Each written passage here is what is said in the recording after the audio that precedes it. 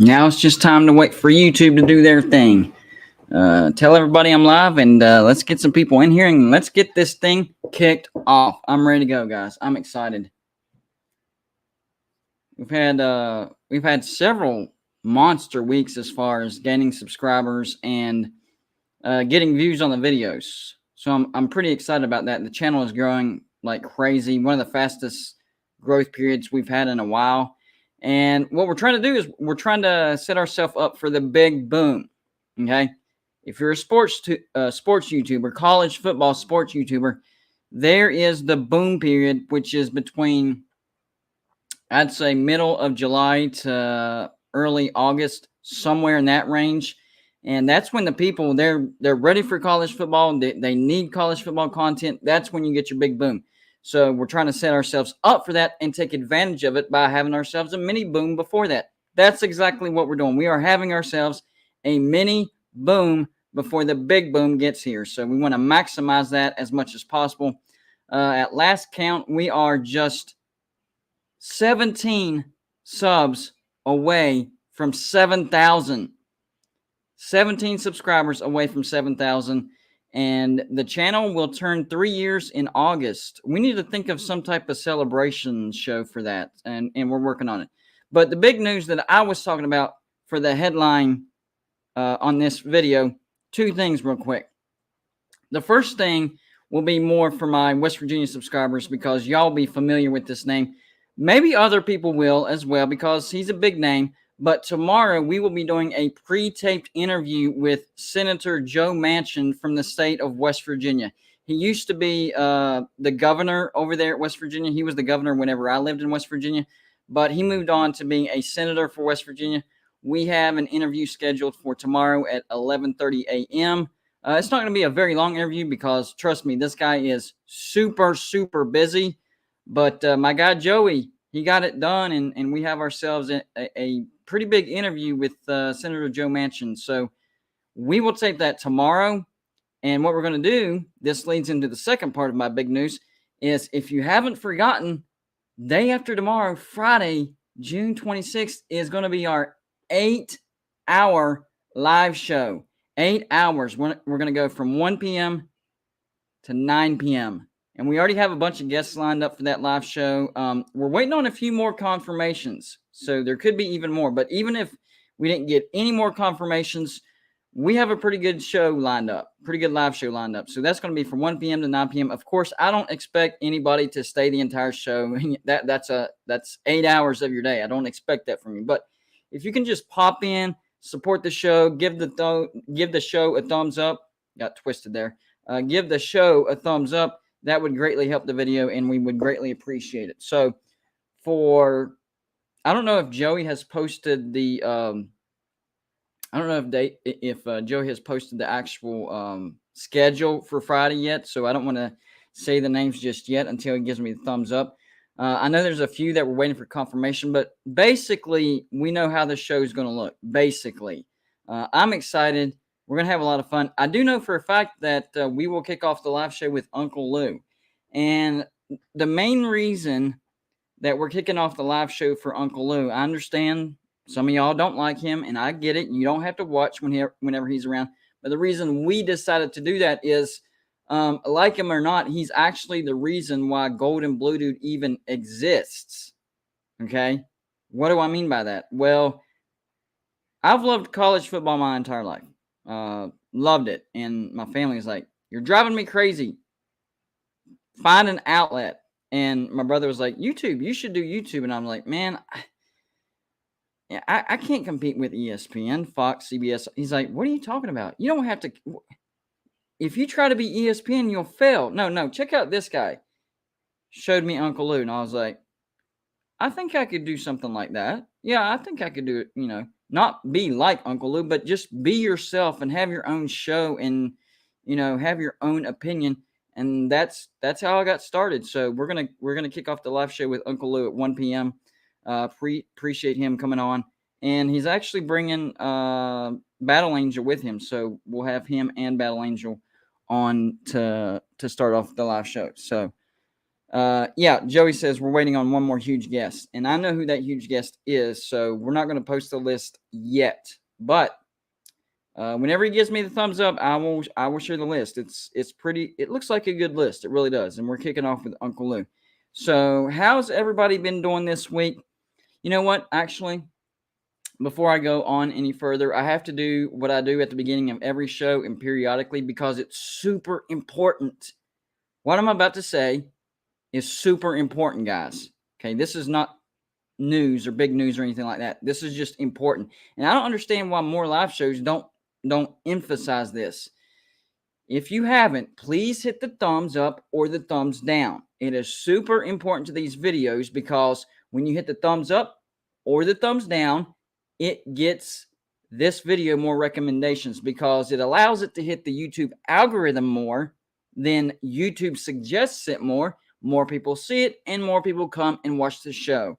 So that is a major, major deal for these live videos. So I try to remind everybody to either hit the thumbs up or the thumbs down. That's not a pat on the back. It just helps the video. I'll be honest with you. It just helps the video. And you can ask everybody that shows up early and hits the thumbs up or the thumbs down.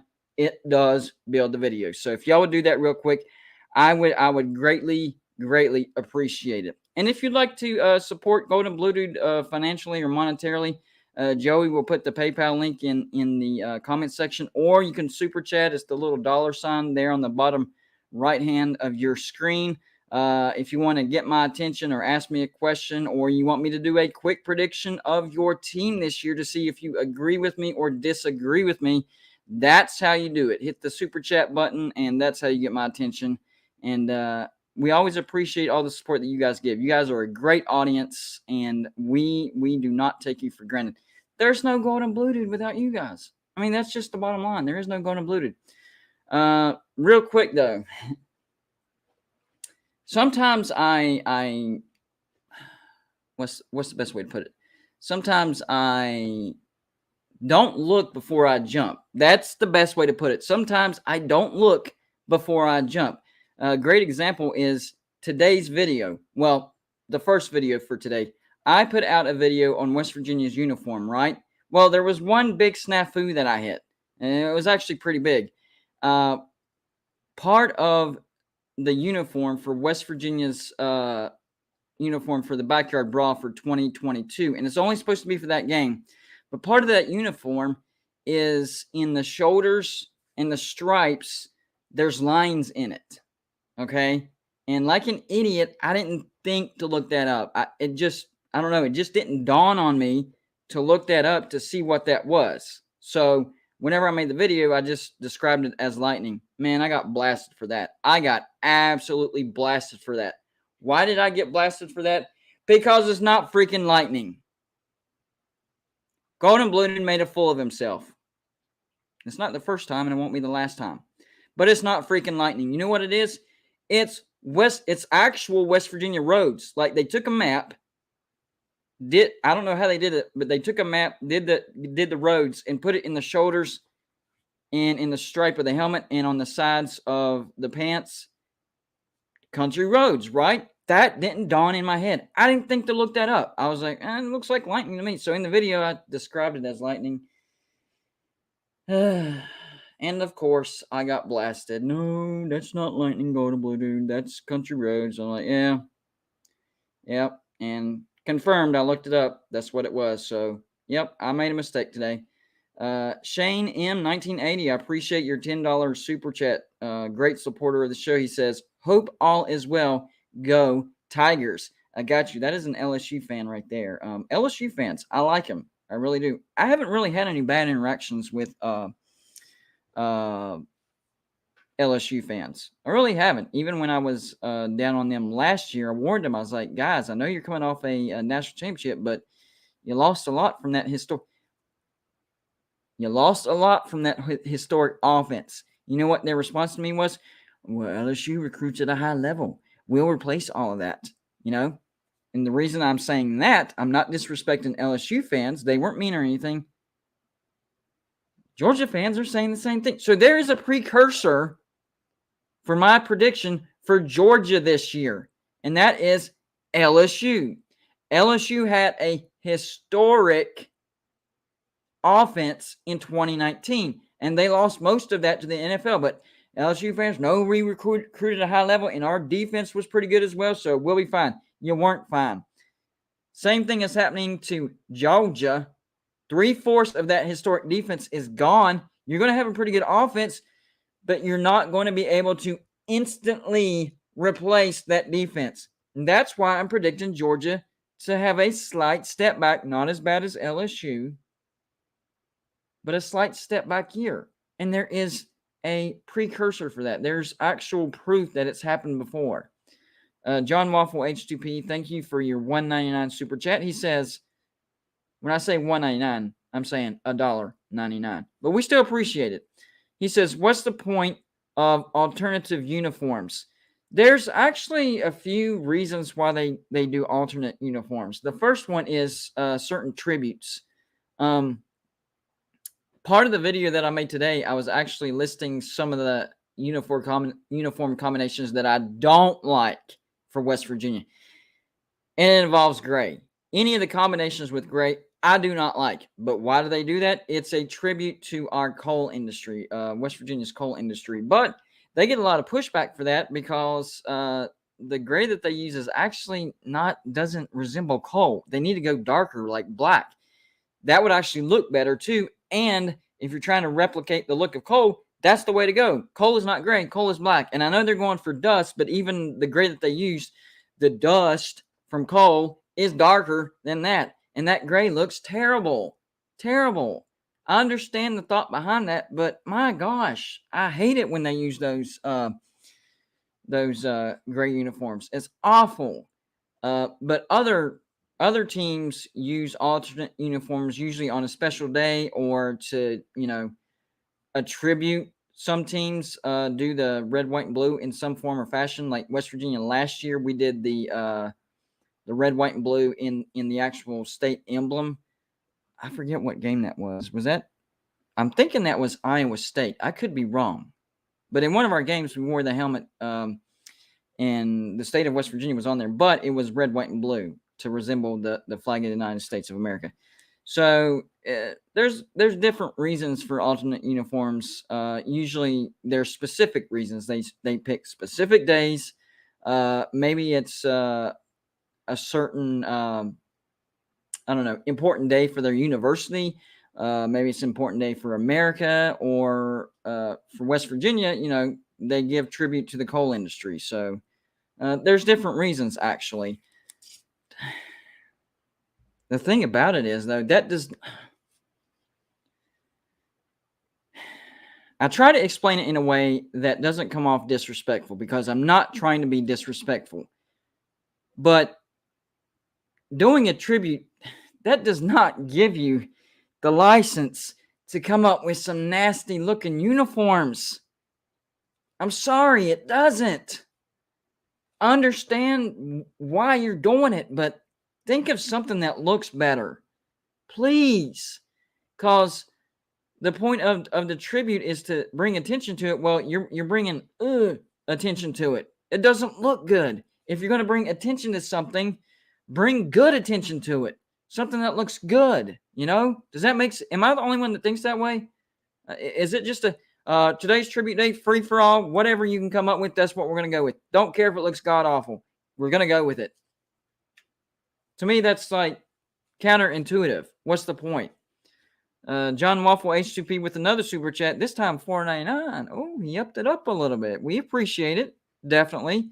He says, why do they need them for the backyard brawl? Did you really just ask that, dude? I think WVU should be wearing their traditional uniforms for the brawl. Okay, the last part of that comment, okay. I understand. I'm actually with you on that. But why do they need it for the backyard brawl? Well, if this was an every year type of game like it used to be, then they wouldn't be doing this, just to be honest with you. They wouldn't. But it's been over a decade, so they wanted to do something special. That's the best answer that I have. If there's another reason that I've missed and y'all know it, then give it to me, but that's the best thing that I can come up with. Tim Prangley.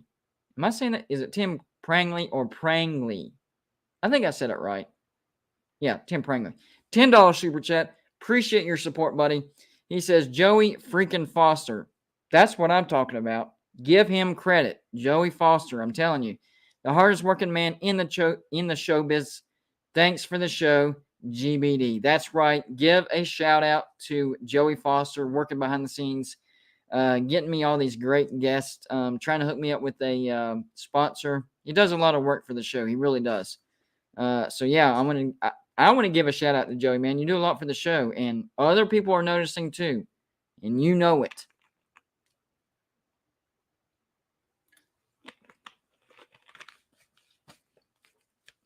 So, my opinion on alternate uniforms, real quick. I think they're fine as long as you don't go overboard. Like,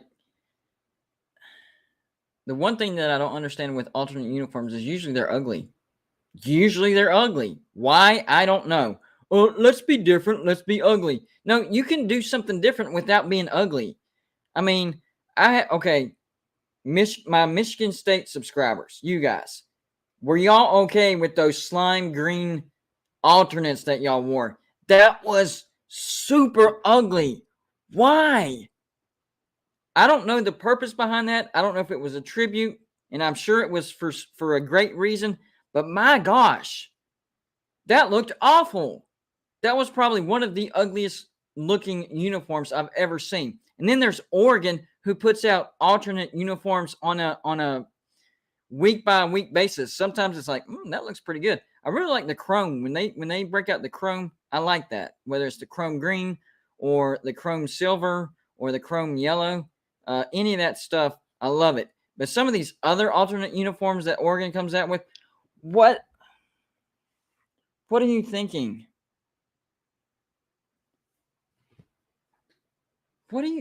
Why? And then there's Maryland. Look, I get it. You love your flag. Maryland loves their flag. They love it. The flag is Maryland. Love it. And the color of their flag inspired the color of their university. I get it. But some of the helmets that y'all come out with, some of the uniforms you come out with, awful. And it's like, how do you not see that and realize it's not awful? Because they wear the same awful uniforms over and over and over. So it's like they see it and somehow, oh, that looks good. We're going to wear that again. Are you serious? And I would say, yeah, I would agree with most people that the Maryland flag is probably the most recognizable and probably looks the best. Yes.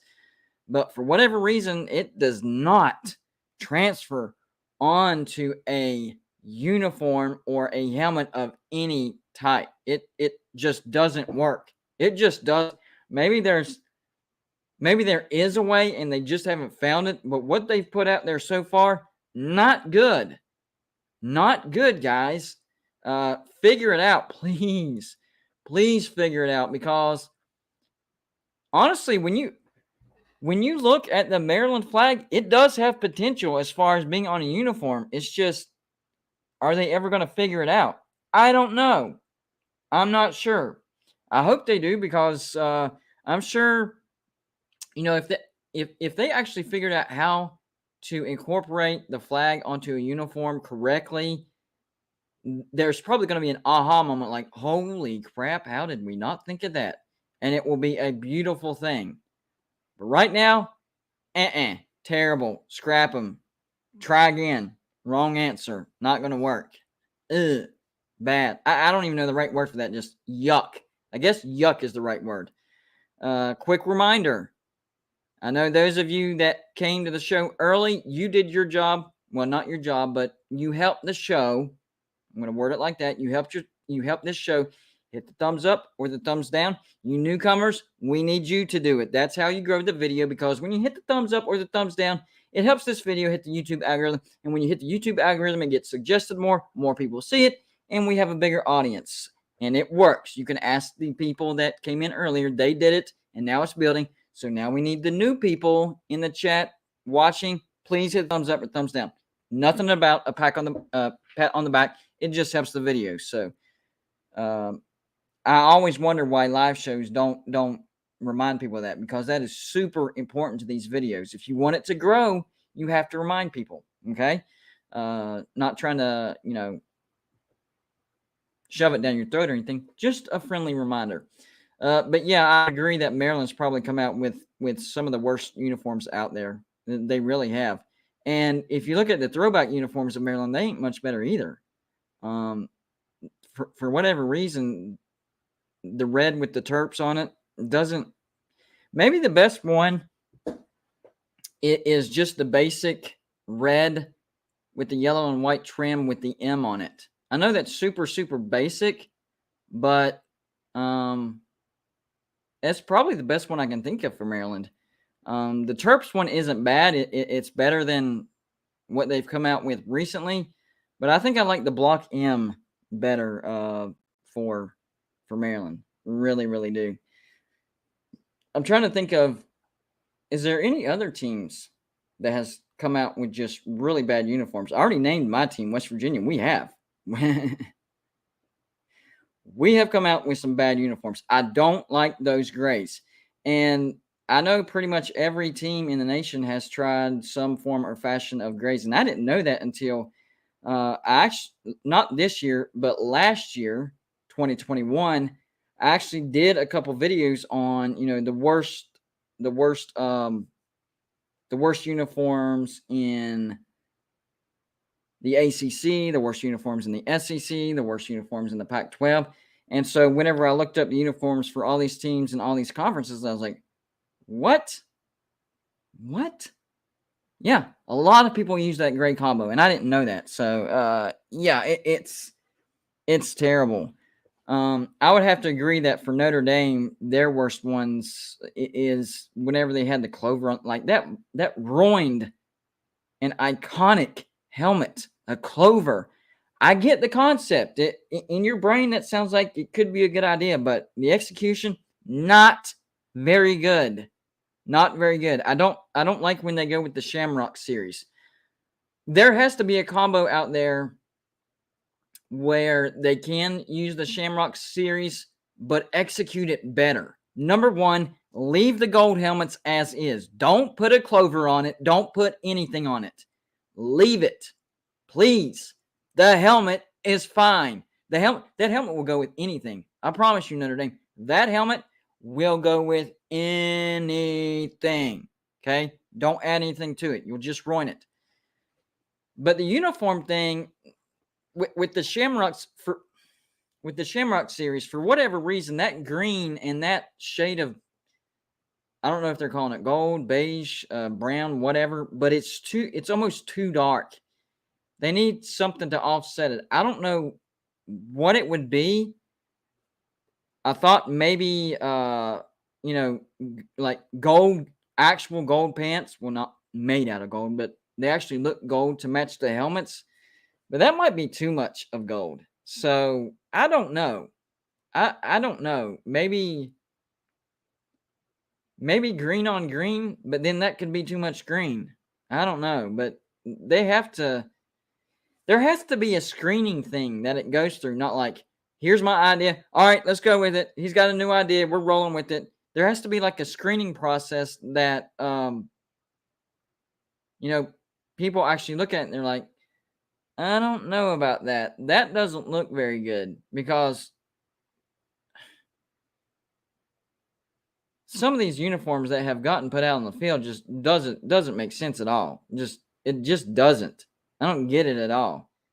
So I'm like, where was the screening process for this uniform combo? It's terrible. It's not good at all. All right. Anyways, wanted to let y'all know real quick. Hey, this is a call-in show. I'm opening my one phone line. I only have one.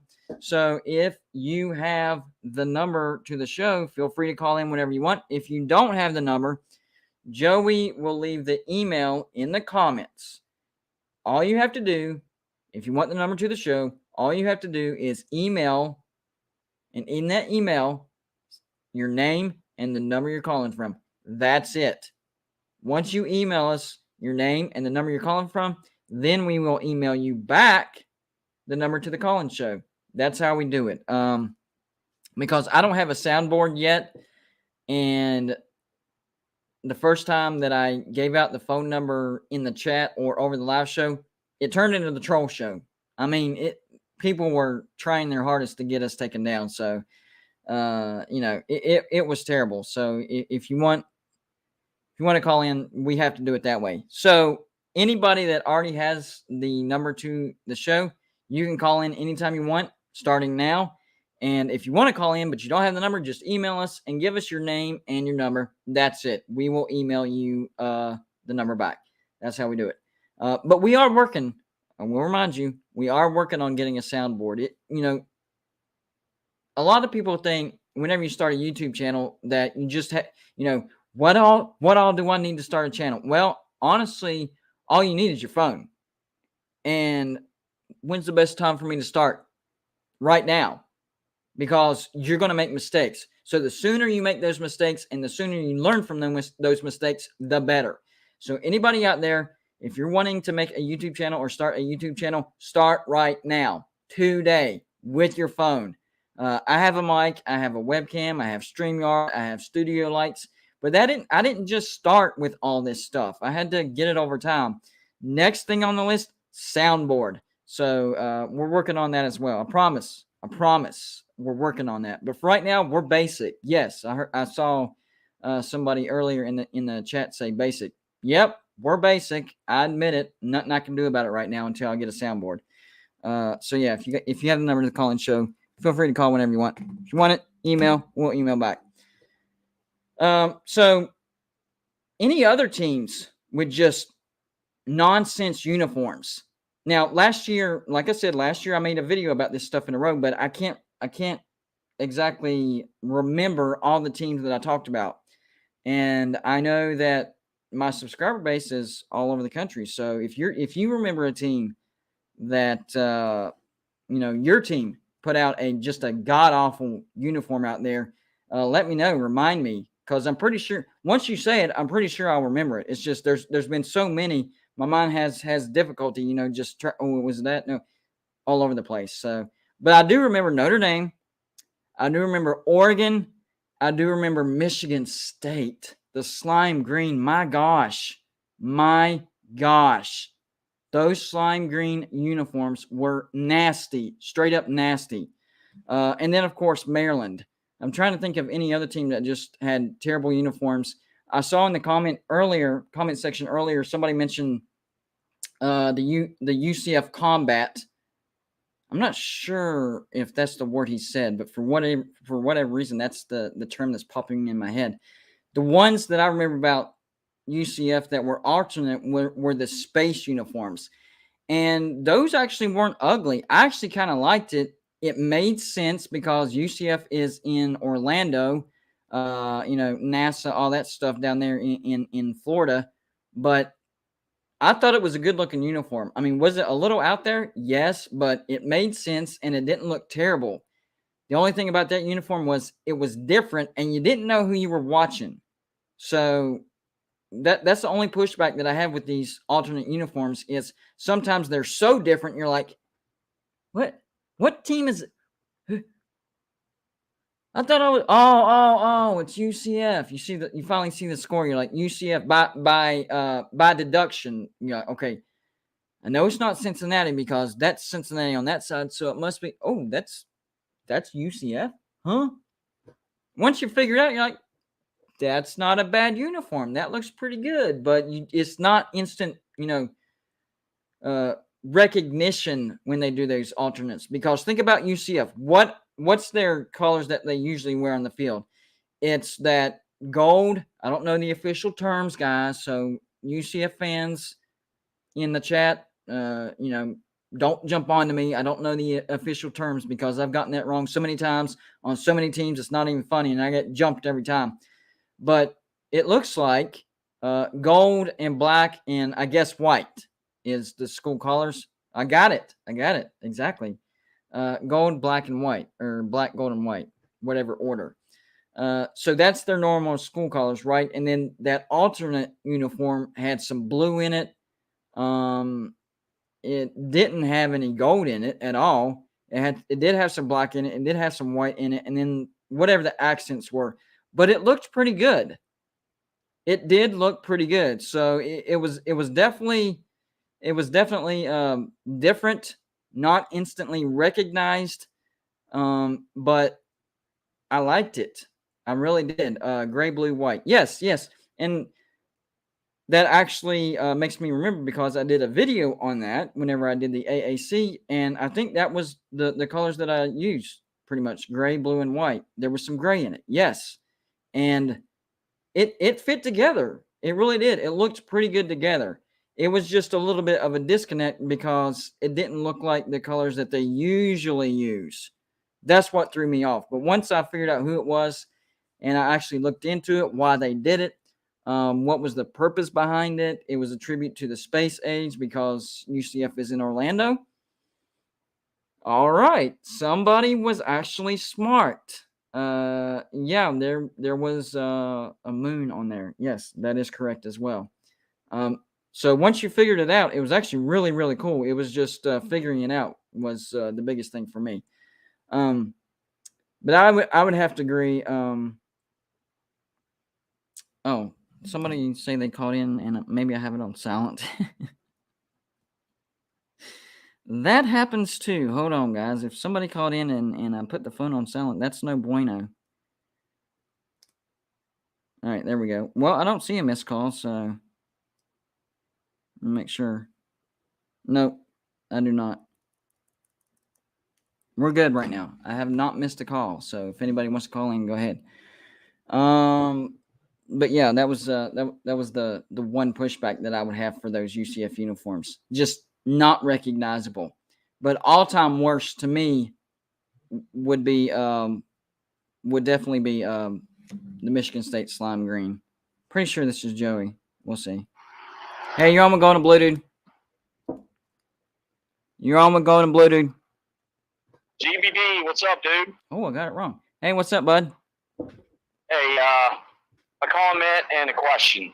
Comment, I think the ugliest uniforms are Coastal Carolina. Hate the color scheme. Hate the cartoony logo. I would agree with that. Around. I would agree with that. And the thing with them is those aren't alternate uniforms. Those are their actual uniforms, and they look bad. It's hard to instill fear in your opponent when you're wearing cartoon characters on your helmet. That and Wyoming. I hate that color scheme, brown and yellow. It just doesn't look good together. It reminds me of the old San Diego Padres uniform back in the 80s. I would agree with that. And then doesn't Coastal Carolina also have that teal field, or did they do away with it? I know they had it. Yeah, maybe they did away with it, but at one point they had the field that matched their color scheme, and that made it even worse. Right. So here's my question. JT Daniels, he starts this year, and he wants to come back for another year.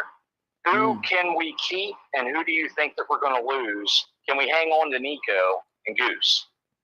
You know, that's a great question. And that question right there is it's hard to answer because so many things can happen between now and then. You know, what's Nico's mindset at the time? You know, what's the NIL? Is there other teams that's going to offer him money? Will West Virginia match that money? You know, is JT Daniels coming back, or does he go to the NFL? But if he stays, there's a lot of things that's going to go into that decision. And I think one of the big things that'll go into it will be money. And if other teams start, you know, bidding for Nico Markell, it'll be up to West Virginia to match the bids. That's how I would answer that. If West Virginia can, you know, keep other teams from snatching him off by matching those bids, then I think there's a great chance that he stays, because from what I've heard and from what I've seen, he really loves it at West Virginia. I mean, he's even helping to try to help recruit for West Virginia. He even does the horns down whenever his team beats another team, and he plays over there in Arizona, nothing to do with Texas, you know? So I think he's bought in, but I'm telling you, money's hard to turn down. So if JT comes back and Nico knows he's not going to be the starter, and other teams come a-calling with some money, that's when he'll have a decision. If the NIL doesn't play a factor and teams don't do that, then I think he stays for sure because he'll want to lead the team in the future. And JT's a good person to learn behind. Well, just my humble prediction, I think Neil Brown's going to be faced with this toughest decision in Morgantown this year. I think JT Daniels, he'll start a couple games, he'll get hurt, and then it's going to be a decision on whether to put Nico or Goose in. Because we saw it back when Rodriguez was there. He had Pat White, he had Adam Bednarik, and they rotated a lot. And you know the old adage, if you have two quarterbacks, you don't have any. So we may run into that this year. Could be a make or break decision for Neil Brown this year. Dude, gotta go. Love the show. And Joey Foster, the hardest working guy in the biz. That is the absolute truth, man. Thanks for calling in. Later on, brother. All right, later. Yeah, I agree. And, you know, West Virginia goes from having a terrible problem, basically no offensive coordinator, big-time questions at quarterback. Jarrett Daggy, I mean, he had some flashes of being okay, I guess, but everybody knew he was not going to be the guy at West Virginia. So we went from having that horrible problem to now we have a problem of we have we have one really good quarterback, JT Daniels, the transfer from Georgia. Will Crowder shows out in the spring game, and then of course the phenom freshman Nico Markle. So we go from a bad problem to a good problem. I don't know what the future holds. I don't know if JT Daniels stays healthy throughout the season, decides to play for one more year. I don't know what Nico decides. I really don't. But what I will say is if JT Daniels stays healthy for the entire 2022, he's going to have a monster year. If he has a monster year, he's gone. So this all depends on if JT Daniels stays healthy or not. If he stays healthy, he has a monster year and he's gone. And, you know, then it's not a battle between JT Daniels or anybody. Now, if JT Daniels gets injured and either Will Crowder or Nico takes over, whoever wins the quarterback battle, and I trust Graham Harrell on that one because he knows quarterbacks pretty stinking good. Whoever wins that out will finish the season. And then next year is when you'll have your real battle from a recovering JT Daniels versus either Nico or Will Crowder or both. And the problem is we will lose a quarterback. And I think it's going to be Garrett Green, to be honest with you. I think Garrett Green is going to transfer. West Virginia didn't give him much of a chance last year, but a little bit here, a little bit there. And he has got to get his emotions under control. I love passionate, emotional, jacked up, football players, but he got a little too jacked up, and it caused fumbleitis and bad decisions. He's definitely run first, pass later, and this offense does not need that. Unless the play is designed for a run, then you need to look at your options first, and then if the pocket collapses, then try to keep it from being a broken play. That's it. So his decision making, not quite there. But the transfer portal came and went, and Garrett Green is not in the transfer portal for this year. So he is staying at West Virginia for another year. Now, next year, that'll probably be a different story, especially if he gets buried on the depth chart. And West Virginia is still recruiting at a decent level for quarterbacks. So, unfortunately, I think Garrett Green's a good dude, but I don't think he's going to be staying at West Virginia. I really don't. I saw some comments about Jimbo and Lincoln Riley, because I made the Lincoln Riley video earlier. That guy, and I know my USC subscribers aren't liking this, but this is the truth, okay? I want Lincoln Riley and USC to succeed, okay? Because college football needs the West Coast to be relevant again. Whether you agree with me or you don't agree with me, college football needs the West Coast to be relevant. And right now, it looks like the best chance of that happening would be USC. A lot of people are saying Oregon. No, I think Oregon's not the answer right now. They just went through a huge coaching change. They're rebuilding. Okay, I don't think they're the answer. I think USC is the answer. So, but that's if Lincoln Riley can get that defense under control. And I think Alex Grinch is a decent defensive coordinator. But last year, that defense took a little bit of a step back. In 2021, the Oklahoma defense was actually respectable. But for whatever reason, I don't know if it was personnel change or the schedule or whatever, but Oklahoma's defense did take a slight step back. If he can figure out the defense, Alex Grinch and Lincoln Riley at USC is going to be pretty good because Lincoln Riley is good at the offense, and I think Caleb Williams will have a good year, okay? And the Pac-12 needs that. College football needs that. No doubt about it. The issue is he's showing shades of Lane Kiffin. What do I mean by that? Well, he's coming in, successful, more successful than what Lane Kiffin did. I'll give him that, head and shoulders above Lane Kiffin. But he's a young, successful coach, and he's kind of throwing shade on the team that he left, which it happens. And then the video that I did about his interview, he's always deflecting questions, deflecting. Like, I didn't take any calls other than the USC. Whether that's true or not, I don't know. Maybe it is true. And then he goes on to say, but Bob Stoops, an OU guy, he did take calls, and he told me that if those calls would have happened on a different day, he would have been gone. Why did you say that?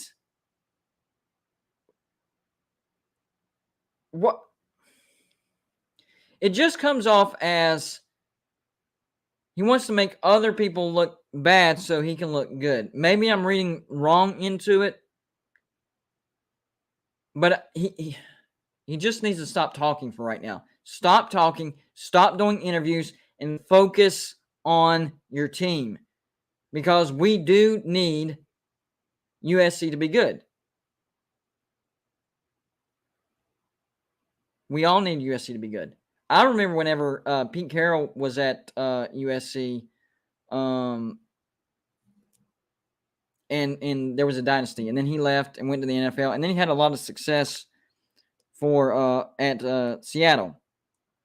And then, of course, USC fell off, and they haven't been able to find the right coach. They've been okay at times, but mostly mediocre or just flat out awful like last year.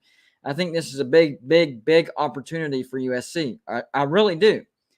And I do think that USC has a big bounce back year this year. How big? I don't know. As high as 10-2. I look at their schedule, and I see the potential of USC having a 10-2 season. But they could also go like an 8-4, 7-5, and that would still be a big bounce back right there. Hey, you're on Going to Blue, dude. Hey, Going to Blue, dude.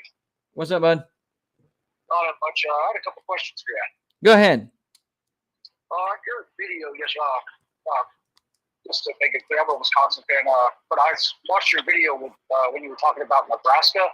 Uh-huh. And you said they would beat Wisconsin. I totally agree with that. I feel like Nebraska should have a pretty good chance of beating Wisconsin this year. I just was wondering why you picked Nebraska, besides what all the stuff they did in the transfer portal. My thing is Graham Mertz. I love him, but he's for what he should have been to what he has been for Wisconsin. That's why I don't think we'll do as good as we should, just because Graham Mertz is mediocre at best.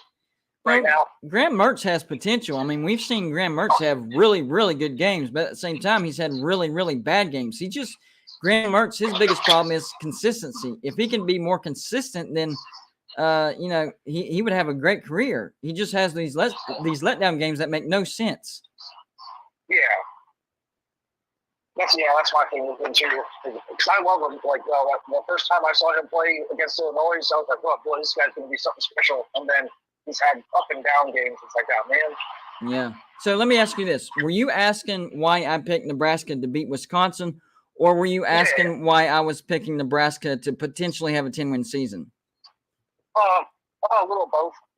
Okay. I think Nebraska could probably win the West this year. It's either them, Wisconsin, or I think Minnesota has a pretty good shot. But those are my three big teams to win the West. Yeah, and I would agree with that. The reason I'm picking them against Wisconsin is a combination of things.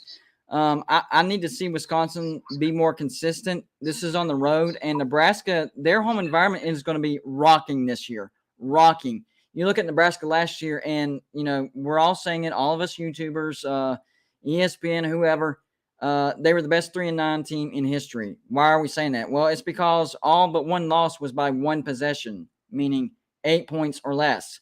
The only loss that they have that was more than one possession was a 9-point loss to Ohio State. So they just couldn't get over that little hump. So the reason I think Nebraska will take that step this year and probably beat Wisconsin is I think they did enough in the offseason to get over that little hump. Now, does that mean that I'm predicting them to go undefeated, get to the playoffs, and win a national championship? No, I am not. All I'm saying is they did enough in the offseason to get over that hump, whatever you want to call it, mental block from last year, and have a winning year. Now, whether that's a 10-win season, I don't know. I was just saying that's a potential for them. I think Nebraska goes at least 7-5. Maybe that's what they do go, 7-5. Maybe it's 8-4. Maybe it's 9-3. Or maybe they do have a 10-win season. I don't know. The potential is a 10-win season. But they're going to at least go 7-5. They got Mark Whipple from Pitt. And we remember Pitt's offense from last year. It was dynamic. I know they had some great players with Addison and Kenny Pickett, pretty good offensive line, but you also have to have an offensive coordinator that calls good plays, and he's a pretty good offensive coordinator. Well, now they have him, and they got Casey Thompson, the transfer from Texas. And even though Texas was bad last year, if you look at Casey Thompson's stats from last year, he's actually a pretty good quarterback. This is a huge upgrade for Nebraska at the quarterback position. That's the main reason why I'm picking them to have a big bounce back year. It's going to be between Nebraska and USC as far as who has the biggest win jump this year, only because of how low the bar was set from last year. USC, their bar was 4-8. Nebraska was 3-9. I expect both of those teams to at least be 7-5.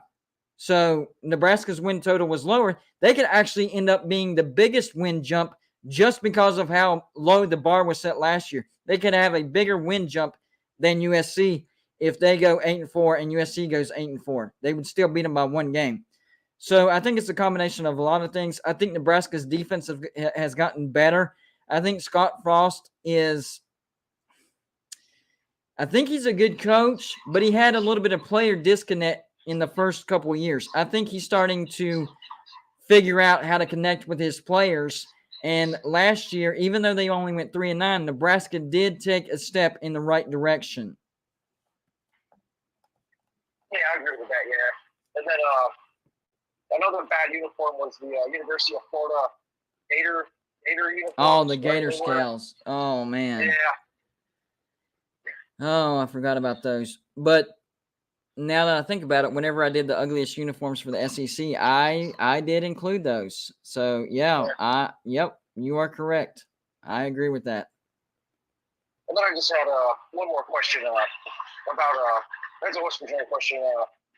Who are you most excited, besides JT Daniels and the new Clemson running back, who's your most anticipated offensive weapon you guys have coming into this year? Caden Prather, man. This dude is going to have a breakout year. Last year, he was a freshman wide receiver for West Virginia. He balled last year. I think the offense that Graham Harrell's going to call this year is going to be effective for targeting Caden Prather. This dude can high point the ball. JT Daniels, what is he good at? Giving the receiver a chance to get the ball. I think the combo of JT Daniels to Caden Prather is going to be one of the biggest duos in the nation. It's going to be similar to what Will Greer to David Steele was. Oh, yeah. Oh, I got one more question. West Virginia's new offensive coordinator. He was the offensive coordinator when Sam Darnold was underclassman, wasn't he? Was that the offensive coordinator? I don't know if he went that far back, but he was there whenever JT Daniels was there. He was there whenever Keaton Slovis was there, and he was there whenever Jackson Dart was there. Oh, okay. Yeah, I was wondering that because I remember USC's offense when Sam Darnold was there was pretty potent. I was wondering if it was the same guy. It might have been, but what I do know about Graham Harrell is every team that he's gone to from the previous year to the year he's there, they jump 8 to 10 points in scoring per game. And West Virginia averaged 25 points per game. So if history repeats itself, West Virginia should be between a 33 and 35 point per game offense. Oh, wow. Tim Pringley says, no, he wasn't there in 2016. He was, and I think that's correct. Well, that is correct because Graham Harrell got there in 2017 or 2018. So, no, he wasn't there with Sam Darnold. Thank you, Tim. Okay. That was it. It's been Colorado State Ag Day uniforms. I don't think they're that bad, but a lot of people think they're weird because they have the orange uniforms. I'll have to look into that. I'm not familiar with that. Yeah, that was it. Thanks for taking my call, brother. No problem, man. Call back more. Good call. Later. Yeah, that was a good call. Super chat. I see you. Hopefully I pronounced this right. Is that an L? Blarican? Blacarian? I don't know how to say that. Blacarican? Is that it? Blacarican? $2 super chat. Okay. Appreciate it. $2 super chat. He says, USF ugly slime unis. I forgot about that. Best team in Florida in order. Okay, I can do that. But I did forget about those. USF, South Florida, the Bulls, had the ugly slime unis. Yes. And whenever I did the AAC video, see, this is what I'm talking about. Off the top of my head, I can't remember. But whenever you guys remind me, I remember doing a video about it, and then the image pops in my head. Those were some ugly uniforms. I agree. All right, best team in Florida in order. We'll go for 2022 because I would have to do a lot of studying for like the past 5 years or the past 10 years, past decade, whatever. So we'll go in order this year, 2022, okay? In order. Let me make sure I don't leave any teams out. Because remember, this is off the top of my head, so let me write them down real quick, and then I'll number them. So we have that, we have that, we have that, we have that. I think there's 6 total. Nope, there's more than 6. Holy crap. Forgot about them. I'm going to do them all, okay? Now, not FCS or anything like that, but FAU, I'm putting them in there. And FIU. I think these are all of them. South Florida or USF, UCF, Florida, Florida State, Miami, FAU, FIU. I think that's all of them. Nope, I'm doing FAU and FIU as well. So, hold on. That's going to be 1, 2, 3, 4, 5, 6. So we have 7. From the bottom at number 7, the worst team in the state of Florida in FBS football, FIU. The Panthers are not very good. There's nothing more to say about them. I don't know how many winning seasons they've had in the past decade, but it's not a lot. They're just not a very good team in football. So they're in last place, number 7. Number 6, I would probably have to put oh, man. For this year. In the past, I would actually say Florida State. Sorry, Seminole fans. But the truth is the truth.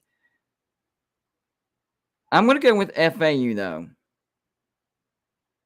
I think Florida's going to be better, too, though. Oh, guys, it's so close in my mind between FAU, Florida State, and Florida. I do think that Miami is going to be the best team in the state of Florida this year. So let me go ahead and mark them down. Canes, Miami, yes. And I know the worst team is going to be FIU. Second best, I'm going to give that to UCF. I'll say UCF. Hey, UCF beat Florida straight up. All right. So yeah, tiebreaker right there. UCF. Now, third place through 6th place. This is where it gets crazy. I do think Florida State's going to be better. I'm gonna have to put. I'm still gonna have to put FAU at number 6. I think if they went head to head with any of the others, they would lose. I got to give Florida State the benefit of the doubt at least. At least. No, you know what? No, hold on. I messed up, guys. South Florida is next. USF at number 6. Okay, now we're cooking. And then FAU, and then Florida State, and then Florida. So here's my list, guys. Ask and you shall receive. At the bottom we have FIU, the Panthers. They're not a very good team. Not a lot of winning has been going on at FIU. Number 6, I have South Florida, USF. At one time they were the number 2 team in the nation in 2007. And then the curse of number 2 bit them in the rear end, and they haven't been the same since. And since joining the AAC, terrible. I do know that they're building a new stadium or thinking or trying to. I've seen the concepts of it, and it doesn't make sense. Seriously, guys, when you get a chance, when this show is over, Google new stadium for South Florida. It does not look good for a new stadium. So hopefully they scrap that and go with a different one, because it's not good. Number 5. This is where I'll have FAU. I think they're better than South Florida and FIU, and it's a toss-up between FAU and Florida State. If you would have asked me this last year, I would have put FAU above Florida State. I would have. But I think Florida State's going to be better. I think Florida State is a potential bowl team. I do. So at number 5, I have FAU. Number 4, I have Florida State. Bump them up a little bit. Number 3, I have Florida. Okay. They will be better than last year, but UCF and Florida did go head-to-head, and UCF beat them. So I have Florida at number 3, UCF at number 2, and I think the best team in Florida this year will be the Miami Hurricanes. I actually think the Canes will get to the ACC Championship. Their schedule not all that bad at all. I think they'll take a tremendous step forward. Their defensive backs coach, every time he's went to a new team, that defense has gotten elite. The one year he was at West Virginia, or maybe it was the second year, we had a top 5 defense. Then he moves over to Georgia last year. What was Georgia? Oh, yeah, historically great defense. Now he's on to Miami, and Miami took Hakeem Mesdor from West Virginia, possibly our best defensive player. Miami's defense is going to be pretty good. And don't forget, Tyler Van Dyke is going to be possibly a Heisman dark horse. Seriously, the dude is good. Quick reminder, it's been a while since I've done this, by the way. If you haven't, please hit the thumbs up or the thumbs down. Very important to these live videos, because when you hit the thumbs up or the thumbs down, it helps hit the YouTube algorithm. When you hit the algorithm, get suggested more people see it, and more people come in. That's how we grow the video, and it's very important. Appreciate that. And also, if you'd like to support the show monetarily, we have the super chat down there at the bottom right. If you want to ask me a question, get my attention, troll me, or you want me to do a prediction for your team right here, right now, that's how you do it right there on the super chat. Appreciate all the support that y'all give. Great audience, by the way, guys. Y'all have been very, very interactive. Oh, and I haven't addressed another thing. If you're new to this channel, and for whatever reason this video was suggested to you, and you're not a subscriber of Gold and Blue Dude, here's what I'll say. If you're not a college football fan, don't subscribe. Not a good choice. This is a college football YouTube channel. If you are not a college football fan, don't subscribe. But if you are, I strongly encourage you. It's been a long week, guys. I strongly encourage you to hit the subscribe button, because that is all we do every single day. And last sub count, I was 17 away from 7,000. So this is good timing, guys. We didn't plan it this way, but tomorrow's live show, 8-hour live show, our preseason spectacular, that just popped in my head. That sounds pretty good, don't it? I need to write that down. Holy crap. Give me a second, guys. Now you know how my brain works. Things, video ideas just pop in my head, and I do it. That was the title that just... popped in my head. I like it. That's what tomorrow's video is going to be. How about that? The preseason spectacular. Anyways, 9 hours. We have a bunch of guests. I know Uncle Lou for sure is going to be kicking it off at 1 p.m.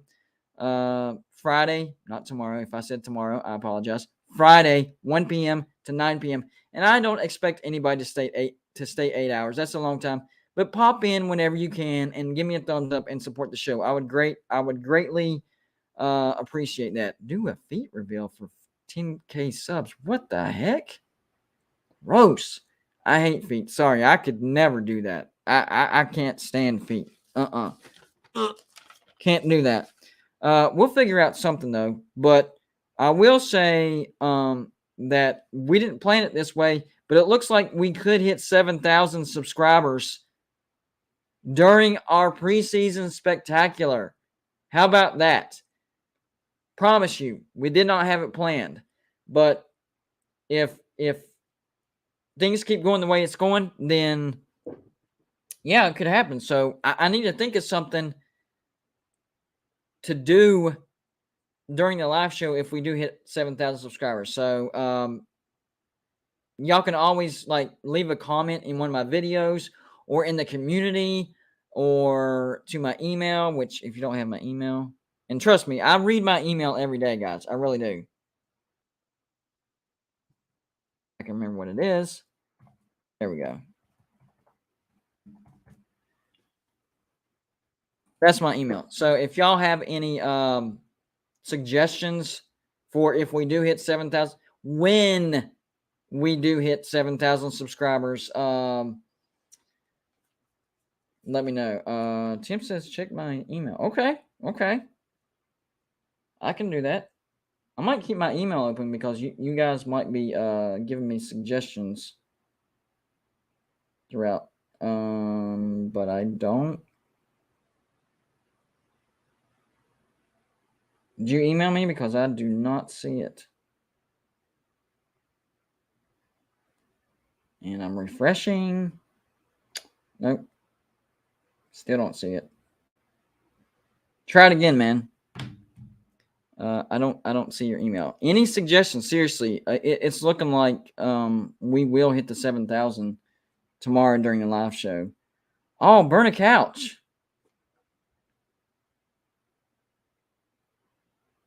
That's not bad. That's not bad. I have to make a few calls because I don't have a spare couch on me, and I'm not burning mine. I need that thing. But I might know a few people. But if it's not a couch, it can be something else, right? Something maybe just as big. I have an old swing that we don't use. Would that work, guys? Would that work? I'm going to make the calls. Trust me, I'm going to make the calls. But what I'm saying is if I can't find a couch, I 100% know that I can burn this swing that we don't use. We don't use it. So yeah, like one of those gliders that you have on the porch. I call everything a swing, but it's a glider that you swing back and forth. Troglodyte said, Matt asked you how much for you to wear a pit jersey. Well, nothing. Oh, you mean I'd have to think about that. You know what they say, everybody has a price, but I'd really have to think about that. I do know that I have a bet with Talkus Pitt where if West Virginia loses to Pitt, I have to wear a Pitt jersey, do a video, and actually put that video out on YouTube. And then if he loses, he has to sing Country Roads, and I get to record it and do a video on it. Let me check real quick and see if we... Oh, yeah, we're actually 14 subscribers away from 7,000. So it looks like it's going to happen. Now, doesn't mean it will because sometimes, it gets slow for a minute, but things have been going pretty fast. It really looks like we could hit 7,000 subscribers by the show tomorrow. And if you're watching the show and you're not a subscriber, hey, help us reach the goal to 7,000. And plus, we do college football. Win-win. you're helping us reach our goal, and you're subscribing to a channel where all they do is college football. So that's a win-win. Help us out. We appreciate it. Slam bottle moonshine. I don't drink, and it's not because, I look down on it or anything like that, but I don't know if y'all know this. I've said that I've had Crohn's fairly often, so most of y'all know that I have Crohn's disease, but some of y'all might not know.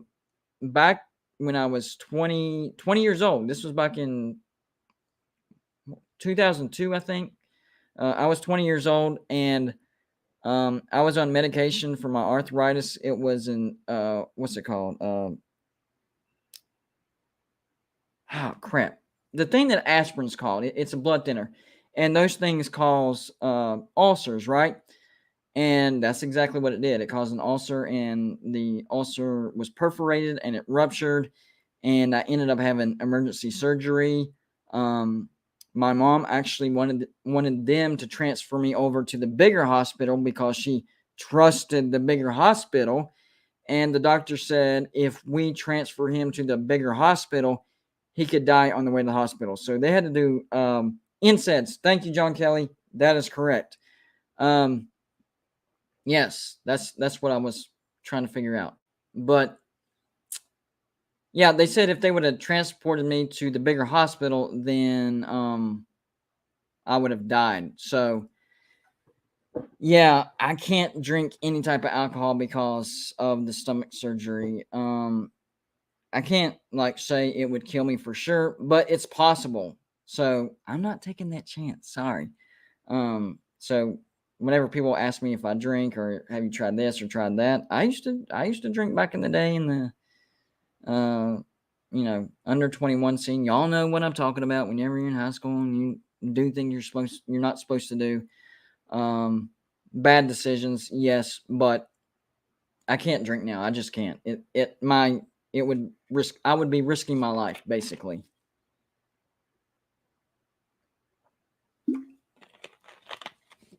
But I'm definitely down with burning the swing tomorrow. If I can't find the couch, we can do something like that. And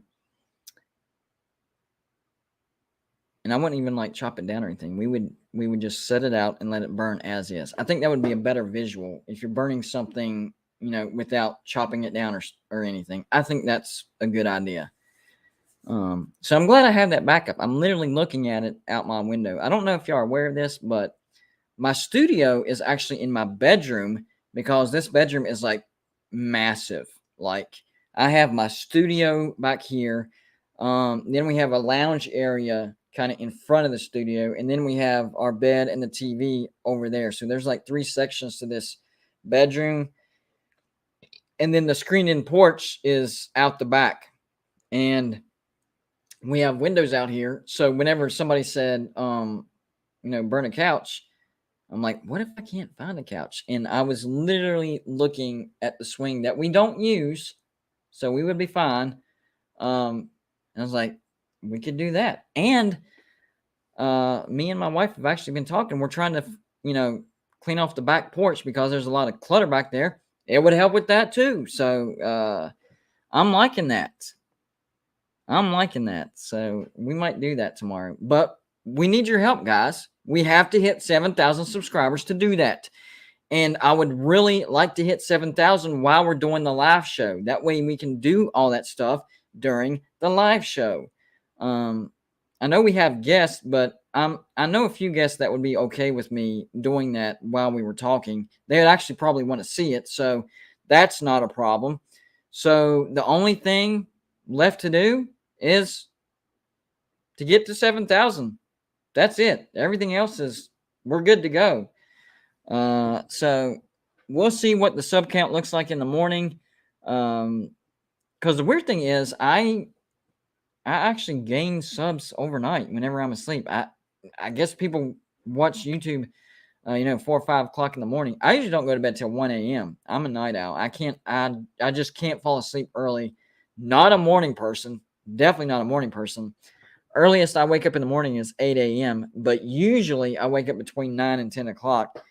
And the reason for that is I have spondylitis as well, and waking up just sucks. It sucks. Once I get up and get moving and get my shoulder harness on, because I have scoliosis, curvature of the spine, I have the shoulder harness that I pull tight. So if you watch my videos and it looks like I have a bra on, that's my shoulder harness. It's I'm not wearing it right now, but it's black. You know what? Actually, I need to be wearing it. Hold on, guys. Hold on.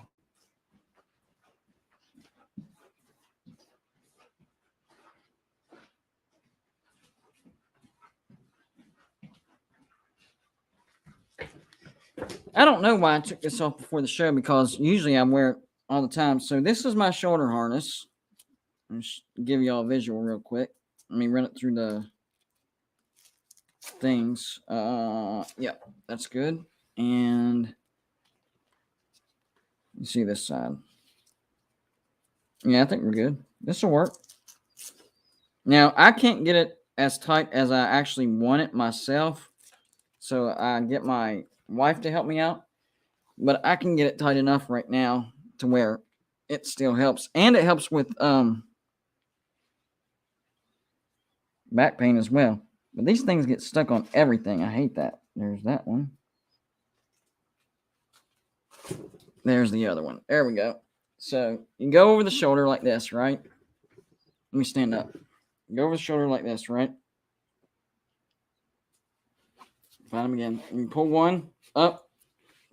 You got to do one at a time, but you still got to get them kind of even. So there's one up on this side. You can go further than that. One up on that side. And one up on this side. There we go. This will have to work. There we go. And what it does is it pulls your shoulders back and straightens your back so you don't have that curve. Usually I have it on for my shows. I don't know how I forgot. I mean, that's like a routine thing. So there you go. There's my shoulder harness, and it helps with my health and everything. But spondylitis in the morning is the worst. The worst. So yeah. Nick DTV, he says he subbed to Kuz's Corner a little while back. This guy right here, Nick DTV, he's been a sub of mine since almost day one. Possibly day one, because he was subscriber like number 40. I know he was a subscriber in week 1. I know that for sure. Not sure about day 1. I don't think day 1, because day 1 was basically just my family, because they were the only ones that knew that I had a YouTube channel. So in the first day, I had like, I don't know, 15 subs, something like that. But I do know he was in week 1. So he's been around for a while. Nick DTV, I definitely appreciate you, man. You're an OG subscriber. Number 40, ladies and gentlemen. Anybody else that's before that? Do you remember if you were like number 12 or how many subs whenever you subbed to me? How about that? Let's do that real quick, because I'm curious. I'm sorry, guys. And this is if you remember, okay? If you can remember, if not, that's okay. If you can remember roundabout how many subscribers I had, let me know. It doesn't have to be to the number, but like you were around 2,500, or you were around 1,700, or you were around 850, whatever. I'm always curious to remember where my subscribers came from and when they got here. Michael North said, just subscribe. Welcome aboard to Golden Blue Dude. Appreciate you. Thought I was, because GBD videos always on the homepage. Michael North, do you know why that is? It's because my subscribers hit the thumbs up and the thumbs down, whether they like it or not. Either way, they hit the thumbs up or the thumbs down, and they comment a lot. And you like college football videos, and because they do that, it gets suggested to you. So you guys in the chat, y'all literally see your work paying off, because you guys hit the thumbs up and the thumbs down, and you comment so much on my videos.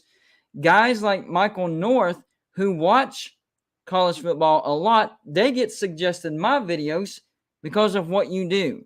So I'm actually glad you said that, Michael North, because my guys over here, they support my videos a lot, and I greatly appreciate it. And so whenever you said you just subscribed, I refreshed my subscriber count.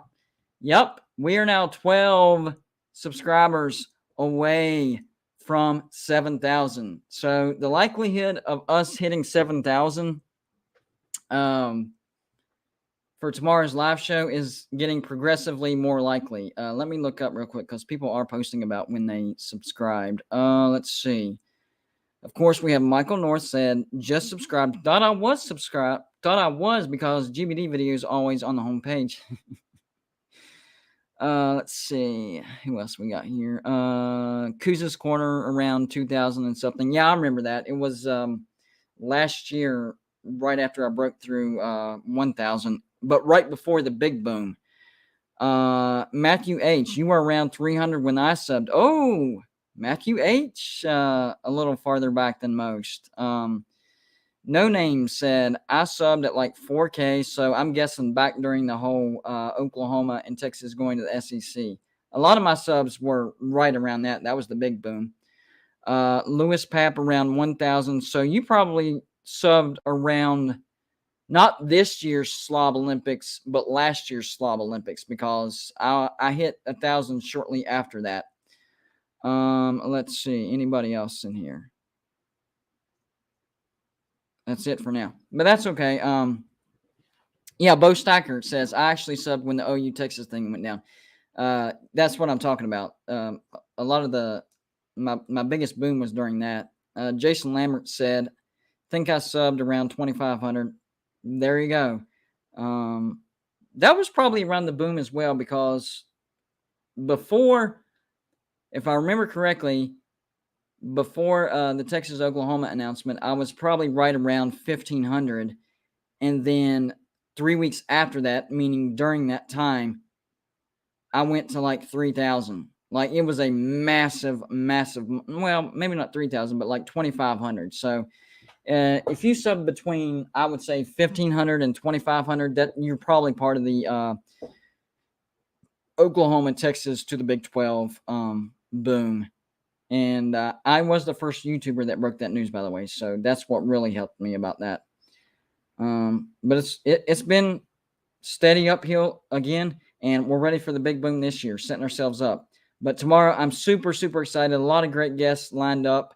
I think a total of like, hold on, 1, 2, 3, 4, 5, 6, 7, 8, 9, 10, 11, 12, 13. I have 13 guests lined up for tomorrow, and I'm still waiting on confirmation from a few others. So, yeah, we're pretty excited about Friday's live show. Joey says, oh, Jeff can't make it. That's all right. So we were going to bring in Jeff Hostetler, Hall of Fame West Virginia quarterback, and Super Bowl winner for the New York Giants. He was going to fill the 4 o'clock time slot, but apparently he has something going on Friday, and that's okay. We understand. No problem. But we'll get somebody for that. But, man, Jeff Hostetler, that was going to be a good one right there, especially for the West Virginia subs. But, hey, even if you're not a West Virginia subscriber, Jeff Hostetler, that's a big name. I mean, he won the freaking Super Bowl. And I'm actually supposed to go up to West Virginia University with Joey, and we're going to be rubbing elbows with a lot of West Virginia Hall of Famers up there, like Don Neyland, the head coach, Jeff Hostetler, Brian Joswiak, Dale Wolfley, Pat White, Steve Slayton, and a bunch of others. So that's going to be really fun. Hummus Hero says, I think I subbed about a year ago. Maybe I thought the channel had 3K-ish, but I don't know for sure. That sounds about right. Yeah, well, if it was a year ago now, we were probably at the 1,500 mark, right before the big boom. If you would have subbed in late August or September, that would be after 3,000. So right in that range. Kuz's Corner. Yes, I am going to that golf tournament. I am super excited about that. It's going to be fun. But I'm excited about this year for West Virginia. I think honestly, in my heart of hearts, I don't think we'll get 10 wins. I think we slip up somewhere. But I do think West Virginia is capable of 10 wins. I think West Virginia goes either 8-4 or 9-3. 9-3 is what I'm thinking. Looking at their schedule and what they gained in the offseason, I'm thinking 9-3. But that Pitt game's a big deal. We have to win that Pitt game if we want any chance of going 9-3. And I think we do. I think we beat Pitt by double digits. Here was my thinking. Whenever I made the bet with Talkus Pitt about between West Virginia or Pitt in the backyard brawl, I was like, I had to go with my team, but I was really nervous. I'm like, something has to happen. Oh, looks like we have another call in. I'll finish my story later. Hey, y'all, I'm going to Blue Dude. You there? Yeah, I'm here. Y'all, I'm going to Blue Dude. What's up, bud? Oh, hey, what's going on? Let me turn my... It's Tim Prangley. How you doing? Oh, hey, man. You haven't called in yet. It's good to hear your voice. Yeah. Nice to talk to you. Well, I had to call you a couple of things. You had your caller asking about Harold's. Actually, he came in 2019. Okay. His first year of 2019, and JT got one full half with him. So that was before he blew his knee out. But he had one hell of a productive first half. I hope he can carry that on for you guys. But yeah. Again, one thing I will say about Harold, he didn't get a fair shot at USC because he had an offensive line that were not O-line coach that was not trained in how to run or train a line actually that could go with Harold's offense. Right, that's very important too. The problem was, what's that? I said that's very important. Good point. Oh, it's huge. I forget the guy's name. Last year they brought him down. I think he went up to Washington State this year. I think he was from Washington State. He absolutely turned that offensive line around. And but unfortunately, USC didn't have the receivers, and Slovis, and you had Dart, who was a freshman quarterback. It was kind of turned to a mess, really, actually, for that season. So it'll be interesting to see what he does with you guys, West Virginia. Yeah, see, I think him having JT Daniels and 5 starters on the O-line coming back, and then we have Braden and Bryce Ford Wheaton on the outside. I just think he saw how many tools West Virginia had and was like, that's a great fit. And then he was able to attract JT Daniels because, not only is JT Daniels familiar with Graham Harrell, but he saw the same exact thing that Graham Harrell saw. Oh, man, all 5 starting linemen coming back. They got progressively better after the bye week last year. We got 2 major targets at wide receiver. The running game should be a massive improvement. Honestly, a lot of people like to ask me, why did they choose West Virginia? When the real question would be, why not? People are going by the name West Virginia. They don't realize West Virginia is actually historically pretty good. And we have a lot of talent at West Virginia this year. So that was tools at their disposal. I think it was a great choice for them, and I think they know it. Yeah, I do think that JT did see the opportunity to get back together with Harold because, again, I think it was UNLV if I remember right. So it wasn't exactly a top flight defense, but it was Fresno State. I think they were playing, but he tore it up. He was really, that's a bad pun. He did a great job in that first half. I'm really curious to see. Now, you guys have to be able to run the ball because the problem is that defenses will pack it in. I think it was BYU was the first one to really do a good job of that. Where they had 3 and dropping 8. And if you can't run through that, you have to be able to run through that. You got to knock people out of that defense. And if they do, then he's gonna kill it. So they got to keep it balanced. They got to be able to run into that 3-man front. If they can, then you got to be fine. But exactly. You have to. What he wants is he's wanting to have a good run game to draw in those linebackers, and then that opens the downfield plays. I know exactly what you're talking about. Yeah. And vice versa, right? Once you start throwing the ball down, then look at the guys out of the box, and you can run on them, so back and forth. So if you can do it, JT's got to also. You guys, I don't know if you guys have the receiver, but you need a guy that can blow the lid off the defense. Yes. Because if you got that guy, JT throws a great deep ball. one of the best I've seen. Well, the guy for that would be Caden Prather. And I know, or Prather, I say his name wrong sometimes. And I know Bryce Ford Wheaton is also going to be a top target, but as far as taking the top off the defense and being able to get those 50-50 balls in the air, it's going to be Caden Prather. And that's why I think he's going to have a monster season, because JT Daniels is a quarterback that is specifically good at the deep balls, at putting it in a place where only the receiver can have it. It's still up to the receiver to get it, but JT is good at putting it in that spot. And then on the flip side, you have Caden Prather, who's good at getting the ball if it's where it's supposed to be. And even sometimes if it's not, as long as he's able to get it, he'll get it. Yeah. And then I'm also concerned, though, with them. I just hope they really click, because I remember the route trees. I mean, it's not exactly a sophisticated offense that he runs, but they have to know to read the defense, and the receiver and the quarterback have to be on the same page. Know that the route tree, what they're going to hit, because the dude is accurate as hell. I mean, he's got a great arm talent. He can make all the throws. Yeah, I'm really happy. But listen, let me transition away from that, because I didn't want to talk about your video with the Lincoln Riley thing. That's what I was calling. You knew as soon as you saw my name, that's what I was calling. Oh yeah, definitely. So you brought up the whole thing of tampering, right? And how when you made the comment, I can't remember the exact quote, but you said that as soon as I was at USC, we had people calling or reaching out. Correct? Yeah. Isn't that what your quote was? Said a large number. Realize, shockingly, a lot. Yeah. But it's not tampering if it's the student athlete reaching out through other players on the team.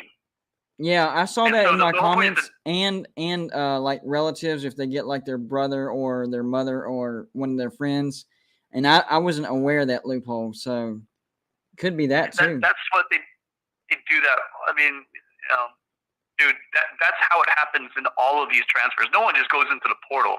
Right. They talk to a guy that was maybe on their 7-on-7 circuit, or they have a high school coach reaches out to another player on the team that they know, saying, "Hey, look, this guy's interested. What do you think?" Blah blah. And then they go talk to the coach, and the coach. I mean, so yes, I mean, letter of the law, they're not breaking any laws, and it's just so frustrating. They keep hearing USC and Lincoln Riley and USC and tampering, when realistically, that's basically how this is done.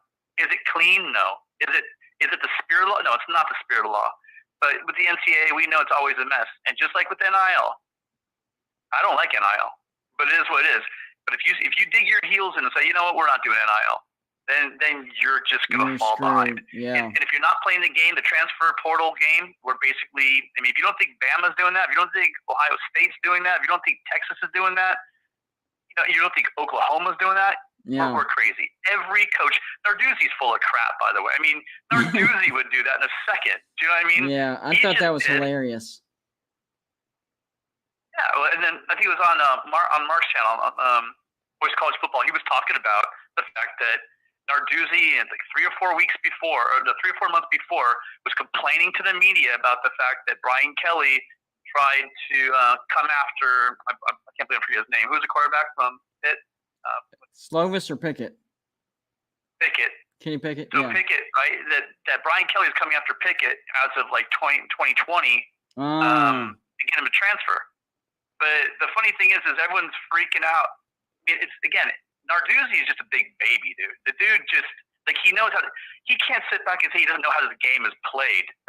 All the players talk to, all the coaches talk to each other. I mean, it's kind of pathetic. It's a guy who was basically, he thought he'd have a great season this year with Addison. He thought he'd have it all going on. And they lose Addison, and just like a 5-year-old, he starts crying and blaming everybody else. Dude, just, if you hadn't lost your offensive coordinator to Nebraska, right? Yeah. If you hadn't lost your quarterback to the NFL, Addison would still be there. I but agree. The fact that but you're asking him to stay there when that was not only that, his offensive coordinator, his receivers coach, and his quarterback all leave, and you want him to stay when he's looking to make millions of dollars. He's going to be a first-round draft pick no matter what. But there's a big difference between being like number 19 or 22 and being number 6. You know what I mean? He wants to put himself in the best position for him and his family, just like that offensive coordinator, just like Pickett, just like everybody else does. So I don't know why everyone's pointing at him. And the fact is, he probably said, "Shoot, man, what can I do?" He probably put his feelers out to about 4 or 5 different places. I don't know. He's a guy who's a receiver. Where would you want to go? I don't know. There's this guy Lincoln Riley. Oh, going to USC. Oh, with this guy named Caleb Williams, and with the loaded receivers, he's got like 5 or 6 other receivers that with Mario Williams and Gary Bryant. If I'm a receiver, I'm running there. You know what I mean? So I mean, USC doesn't buy anybody or cheat to get Addison, and it's such a joke. Yeah, 2 quick points on what you just said real quick. So, yeah, I'm starting to think of, as far as the transfer portal goes, I think I approached it wrong. I like how you put it. The way this is going is guys figure out, either through the grapevine or, whatever, rumors that, hey, he would be accepted on this team and you're not going to make it on that team. And so it's almost like a predetermined decision before they even enter the transfer portal that they know where they're going. And by letter of the law, they haven't broken any laws because they haven't, picked up the phone themselves and called the coach because they're not idiots. They've done it in a way to where it's not breaking, the law or however you want to call it, the rules. There we go. The rules. They're not breaking the rules as far as how it's worded. So that really makes me view the transfer portal in a different light instead of, all these guys know that they're not going to make their team, so they just want to get out of here. They don't know where they want to go. When really it's they hear that this team wants them through, whoever it may be, and so they basically know where they're going when they hit the transfer portal. Now, once they hit the transfer portal, yeah, they're going to act like that they're visiting here and visiting there, but the decision has already been made. So what percentage would you put on the players when they enter the transfer portal already have made up their mind? Whether they visit other places or not, that doesn't matter. What's the percentage of players that you would put on that you would say, their minds are made up? Well, I think there's 2 different types of players that go into the portal. You have the guys that aren't playing and know they probably need a downshift to go somewhere else. That would be Nick Troy. That would be Nick Troy Fortune, who lost his job last year, transferred to UTSA. Right. So that's one type of guy, and then you got the guy like a Jordan Addison, which is with your 2 things. One, they feel that there's a better opportunity for them to get ready for the NFL on a different team. Right. And so for the first one, I think they're going because they know they got to go. The second one is if they're once they enter the portal, they've already reached out through back channels and they know they've got options. And plus, again, like I said, guys like, Jahmyr Gibbs or Addison, I mean, these guys know that they can go anywhere in the country. Facts. And they're going to get picked up. So they're going to hop into the thing. Now, the story that I've heard about Pitt is he put his paperwork in, but they have up to 48 hours in order to put it through. So again, that's another bullshit that Pitt did and Narduzzi did to paint the USC. I heard about that. Illegal. That's such that's a bad move right there. Like that you're literally trying to. I know Jordan Addison is a great wide receiver. They want to keep him, but you don't try to torpedo somebody just because you want to keep him.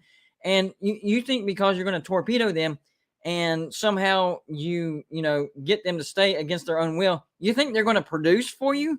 Because you did that to them? Like, that was totally stupid, and that's a bad look on Pitt. Yeah. I mean, I really see it as if he had kept his mouth shut and didn't probably play his woe is me, they're cheating, they took my player. Yeah. Then I would. I mean, the way I saw it kind of is you can slow play it and say, hey, look, come on, think about this for 48 hours before you go ahead and make this decision. Right. It's not going to affect where you almost like fatherly advice, right?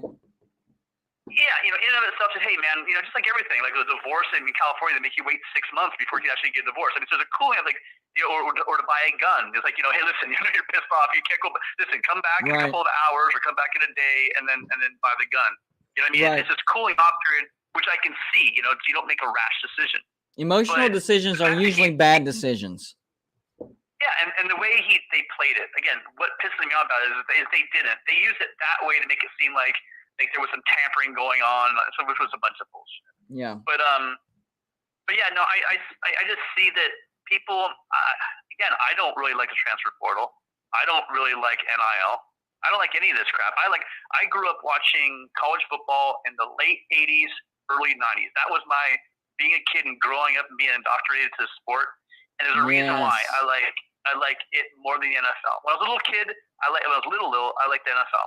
You know what was crazy? Me being a West Virginia fan, the first year that I realized I was a West Virginia fan and kind of grasped the game was the '88 season. So my first year of actually watching West Virginia football was the year we went to the national championship. You talk about being hooked. I was hooked right out of the gate. Now, little did I know that that's like the apex, and West Virginia is not a Notre Dame, and West Virginia is not an Alabama or whoever, and I was in for a life of misery. But still, first year, West Virginia going to the national championship, I was hooked as a fan, and the NFL doesn't even come close to the excitement of college football. It just doesn't. Yeah, I fully agree. Was Pat White number 5? What was he at Pitt? Oh my God, sorry. What was he at West Virginia? He was number 5. Number 5. I'll forgive you for that mistake. Yeah, that Narduzzi on the brain. My bad. And the thing is, so even before that, Hakeem Mesidor for West Virginia entered the transfer portal and went to Miami, right? And what did Neil Brown do?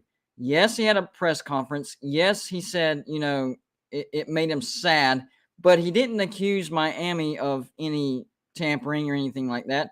Now, of course, me being a YouTuber, I saw content there, so I spun the whole tampering angle. That's what I do. But as far as the coaches themselves, they just said, they invested so much time and effort, because even just talking to the dude, they flew down to Florida to talk to his family. Then they flew to Canada to talk to him within 24 hours. They had a lot of time and resources invested in this guy. They didn't trash talk him on the way out, and they didn't trash talk Miami. But then Pitt, it happens to them, and Pat Narduzzi calls Lincoln Riley every name in the book. Now, Pat Narduzzi is a head coach. He is not a YouTuber like me. Like, I'm trying to entertain. If I see content, I'm going to use it. I'm not a head coach. Pat Narduzzi is a head coach, and, he's supposed to have a position of respect. And I think whenever he did that, he lost a lot of respect. A lot of respect. Like, now he's known as a big crybaby and excuse maker and all that stuff. So I think that was a terrible mistake. And I think Pitt is in for a big downswing this year. Not just because I'm a West Virginia fan, but because of what they lost. And now Pat Narduzzi has a bad look to him. So I don't think Pitt's going to be able to recruit the way they were recruiting. Yeah, I agree. I mean, it's just not a good look. And not only that, but he lost a lot of face within the coaching community. Because, again, if some schlepper like me, just a fan, knows how this stuff works, every coach in America was just rolling their eyes looking at that dude going, come on, man. Have a product. Keep your kids. Don't cry about it. If someone, there's a reason why they're leaving. Keep the kids, Here's my thing. Here's my thing, real quick before I let you go, okay? So I honestly think Lincoln Riley is going to have a lot of success at USC. You know that I actually think he will. And he's going to recruit at a high level. He's going to use that NIL to perfection. He's going to use the transfer portal to perfection. The only thing is the dude needs to stop talking. Because every time he does an interview, he always has to go about it in a way to where he tries to make other people look bad to make himself look better. Like in that interview with ESPN, why in the heck did he even have to bring up Bob Stoops? Like, why? I understand what he was trying to do. Like, what he was saying was his agent got a bunch of calls, but he never took one call except for USC. That's the only call he took. And so then he goes on to say, but Bob Stoops, who's an OU guy, he took a ton of calls, and he told me had it happened on a different day, he probably would have went. Like, what? Why did he have to do that?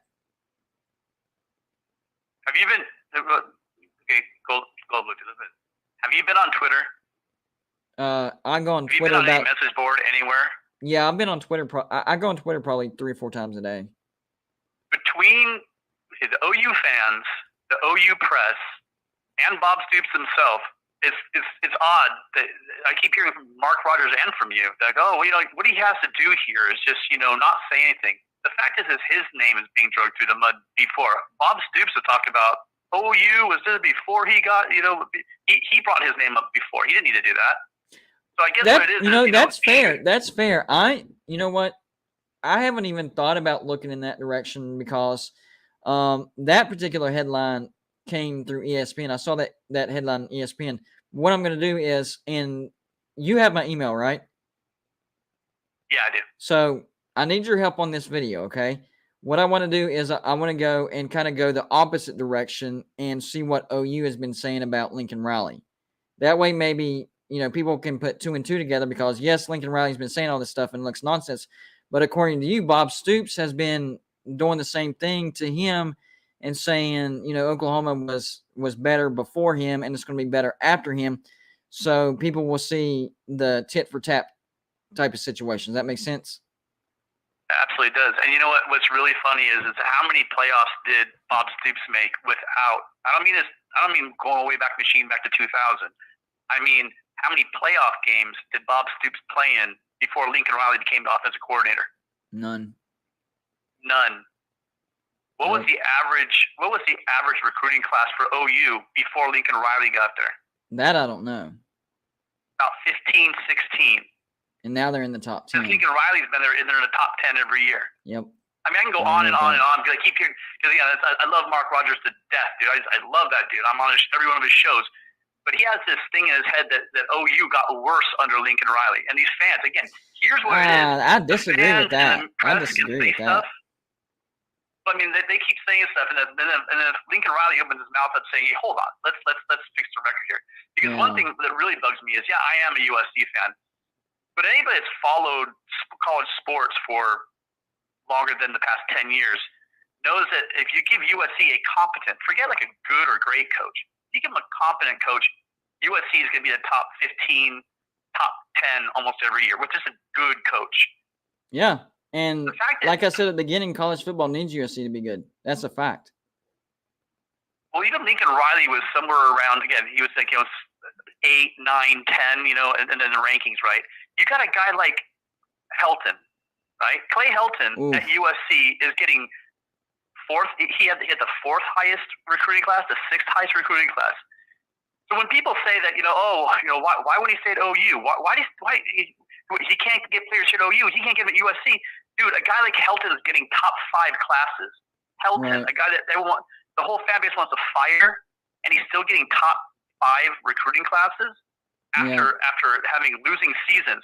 So I think we just all reserve, why Lincoln Riley left. If he goes to SC and he can't recruit, which would be insane. If he's getting top 10 classes at OU, he's gonna get top 5 classes at USC. And like Mark Rogers says, the difference between a top 5 class and a top 10 class is massive. And I agree with that. Yeah, well, I mean, anyway, it's just there is a reason why he wrote it, because everyone was saying basically in the media that he's running from the SEC. Now, I bet you he probably didn't want to go LSU, not a good fit. And OU, oh man, I think they're gonna get an eye opener when they go to the SEC. That's all I'm gonna say. And if Lincoln Riley got the opportunity to go to Alabama, or Lincoln Riley had the opportunity to go to, let's say, Georgia, or maybe even Texas A&M, with those really good recruiting bases. LSU, Louisiana's an awesome recruiting base, but for some reason he just didn't take that one. I don't think dude is afraid of the SEC. I think I wouldn't blame him. You want to ride that horse into the SEC? There's no recruiting base in Oklahoma. How many five-star players have come out of Oklahoma? Sure, once in a while. Like last year they had a DB. And he made that point too. Yep. So I mean, it's just idiotic. It's just when it comes to saying that he's afraid of the SEC. No, man, he's afraid to ride that horse in the SEC, and quite frankly, so would I. I would love for Oklahoma to prove me wrong, but I think those guys are going to be so sorry they left the Big 12, and I'm sure the Big 12 is going to. You guys are all going to collectively laugh your asses off when they go and become Missouri. They may be hot for like 1 or 2 years with decent recruiting class they have. But then they're going to drop off just like Missouri did, and then there's going to be just another team feeding wins to the top half of the SEC.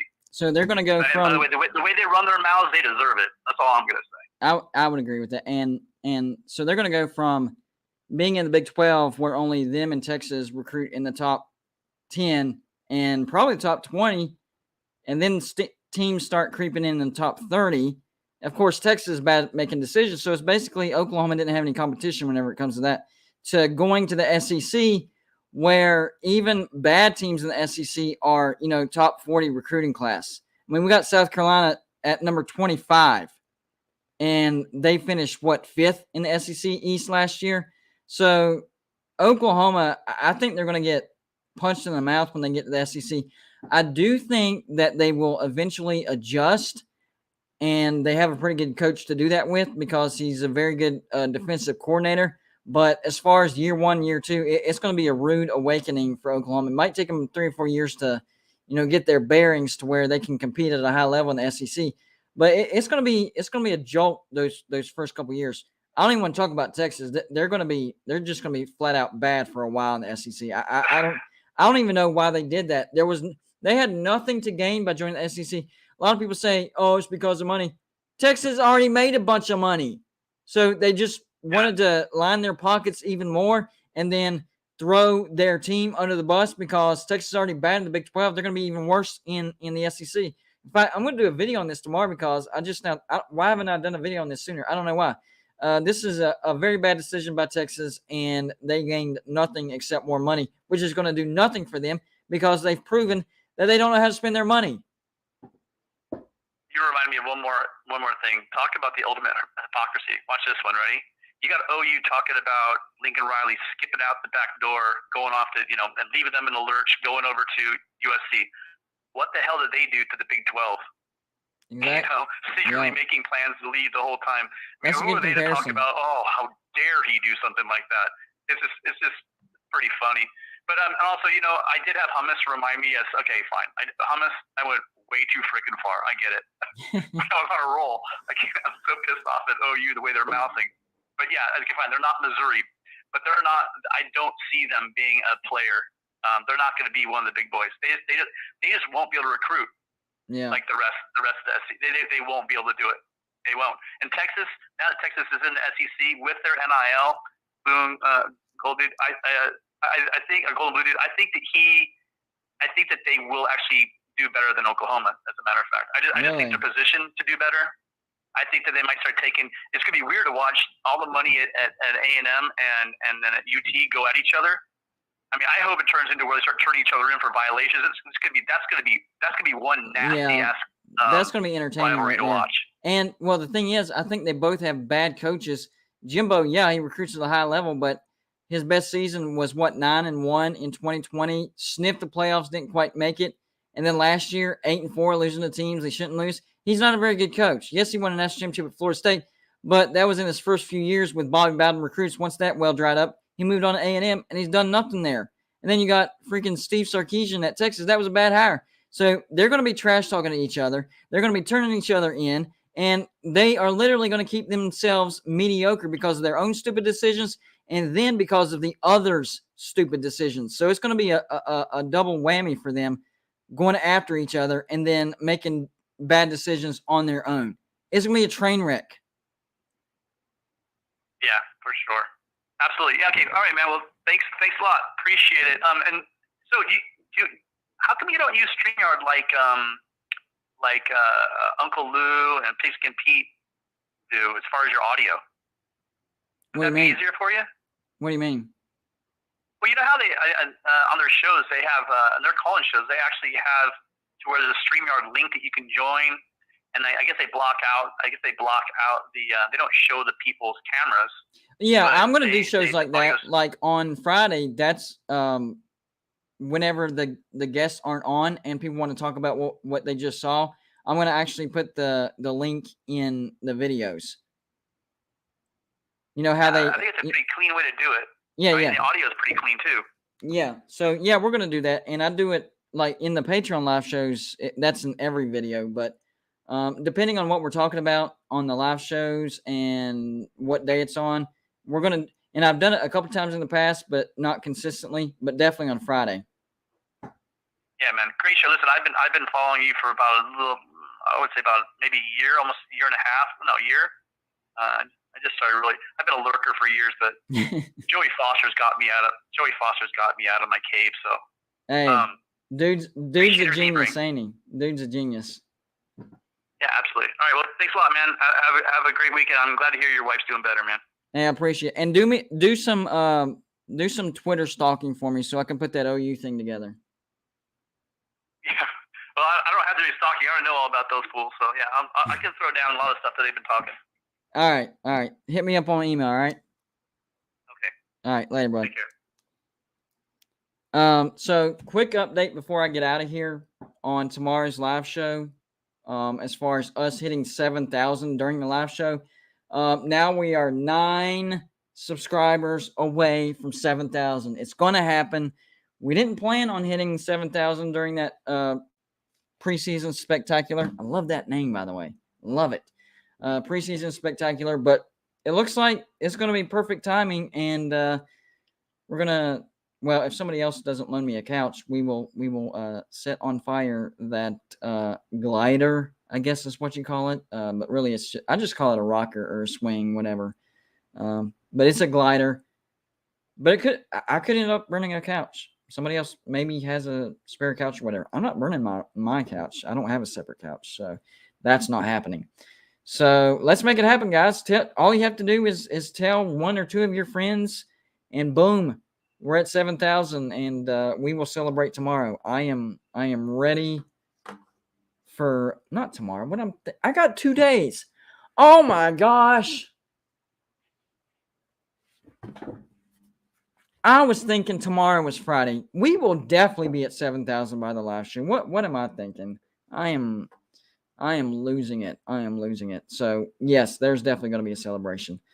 But I got to get out of here, guys. I got some things to do. Help my wife. Since she was diagnosed with MS, she needs to take it easy. So I'm trying to step up my game so she wouldn't have to do as much. So I'm going to get off here and help her out. But I appreciate everybody that stopped by. Hope you had a good time.